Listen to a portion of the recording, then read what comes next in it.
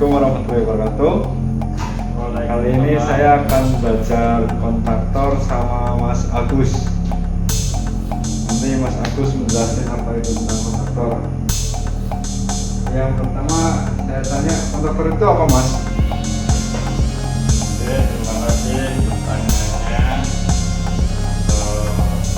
Jadi di sini saya menjawab silahkan ketahuan saya aja.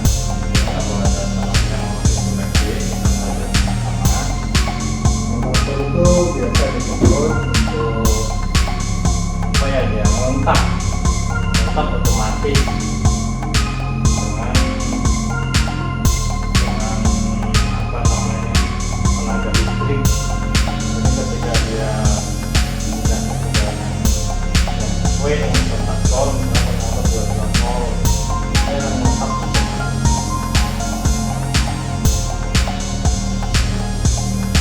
gitu. Iya, betul. Mungkin ada yang belum paham silahkan dijelaskan apa. Ini kan biasa nih, Ya, ada kontaktor, TV, terus hari ini saya selain kontaktor juga belajar tentang start delta. Boleh Anda tolong Mas dijelaskan start delta itu apa? untuk rangkaian start delta itu adalah rangkaian yang biasa digunakan untuk motor melakukan mandi yang dibutuhkan start dan juga delta, karena apabila motor itu dikoneksi secara delta secara langsung itu bisa menyebabkan over beban atau langsung belut berat dengan kuat. Makanya dibutuhkan start di awal, start delta 5 sampai 15 detik.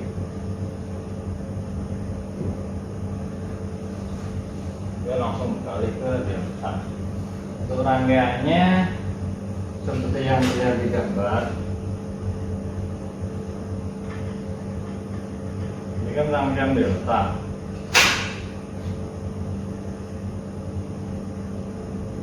Ini rangkaian daya untuk yang 3 pas. Rangkaian 3 pas berbeda dengan rangkaian yang 1 pas atau kontrol, jadi harus dipisahkan. Ini khusus RST. RST biasanya memiliki tegangan 380 volt yang masuk ke MCB. MCB ini dihidupkan sama kita ya di depan manual, lalu dia masuk ke kontaktor 1, 12, overload ini sebagai pengaman Ketika beban berlebih. betul. Lanjut. Lanjut, terus dia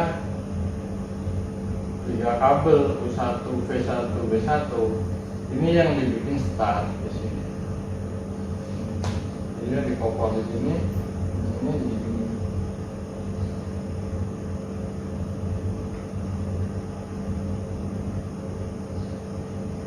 Kopling yang tengah itu ini kita kopling ini adalah start.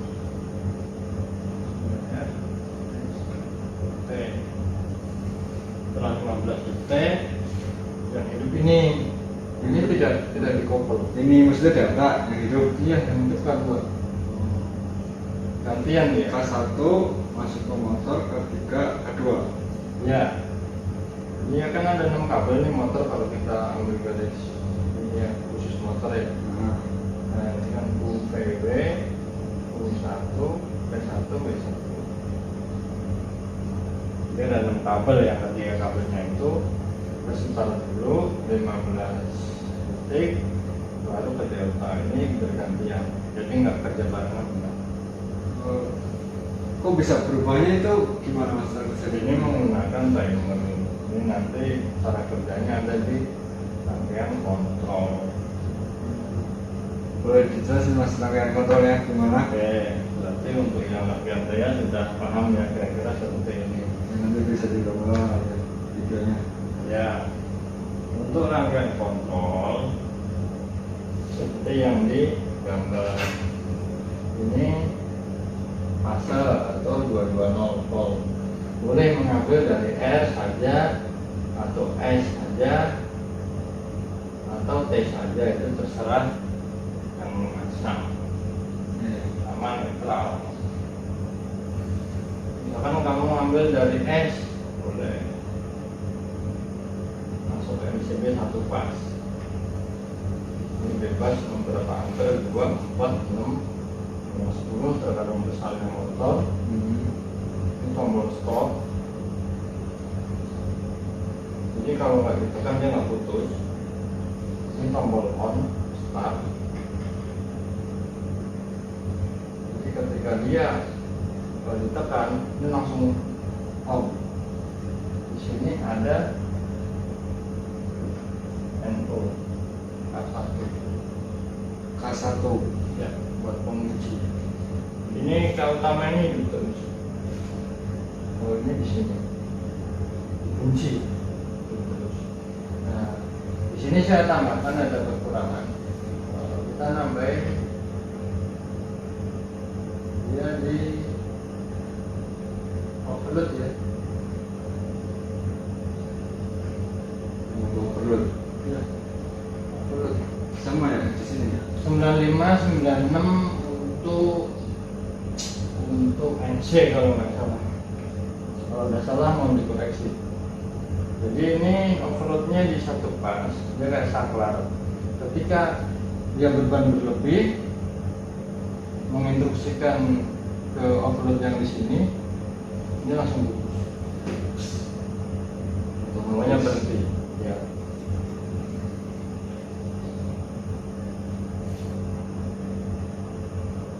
Di sini timer. Timer ini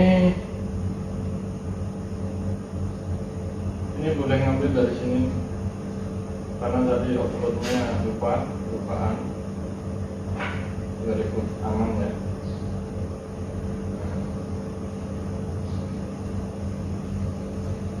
Ketika kontaktor hidup, timer pun hidup.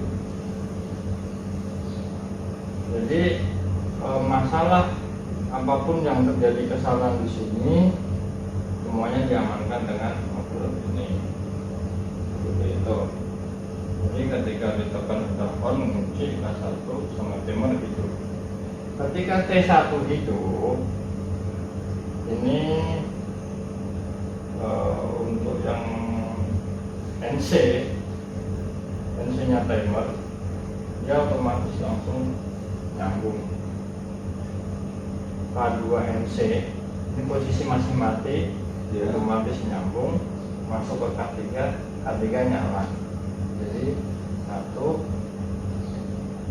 2, K1 dan K3. Ini K1 dan K3. Setelah 5 sampai 15 detik ya settingan untuk timernya. Ya. Ini akan berubah. NC timer ini jadi membuka. N-nya iya benar, N-nya berubah jadi NC. Dia nyambung. Pada saat dia membuka, si kontaktor mati. Ya kan? Ya.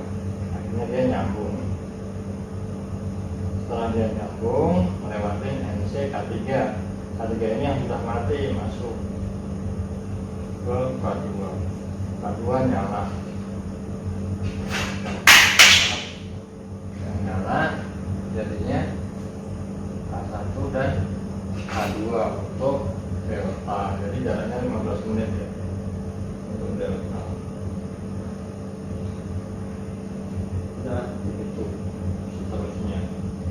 Jadi start ini hanya untuk awalan, biar motor muter dulu, udah muter baru ke delta. Kalau udah muter kan lebih hektar. Kayak kalau motor itu akan mau jalan ya berawal dari biji 1 khusus yang manual, yang mungkin langsung 4 karena berat sama, kurang lebihnya seperti itu. Jadi kalau ada yang mau ditanyakan silakan. Oke, cukup mas, mungkin nanti bisa inilah kalau ya paham. ketika saya coba pahami dulu di video. ya ketika delta rangkaian seperti ini.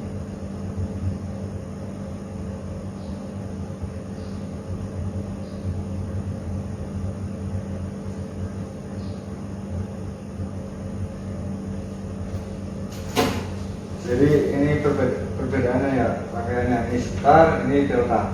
Iya. Jadi di sini Ini ya. Di sini satu limitan yaitu di ujungnya dapat dari R, dapat dari T. Terus yang ini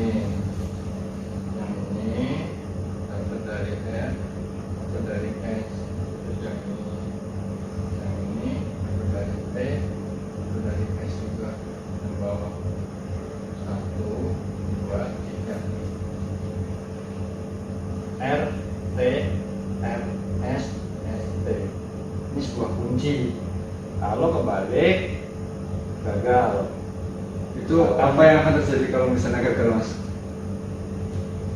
Ada dua kemungkinan, mati atau kebakar, tergantung kebaliknya. Tapi harusnya mati kan, karena udah ada overload. Apa ini nggak ada fungsinya untuk itu? Kalau kebalik, ada dua kemungkinan, mati atau terbakar. Itu nggak ada toleransi karena kebaliknya kan ngaget nih. Pertama nih, dia langsung flat gitu kan.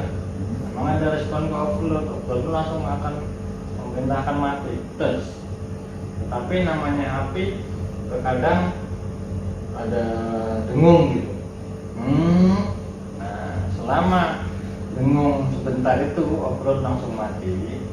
Tetapi si kondisi si lilitan ini bagaimana, kita lihat apakah sudah hangat-hangat panas atau masih bagus.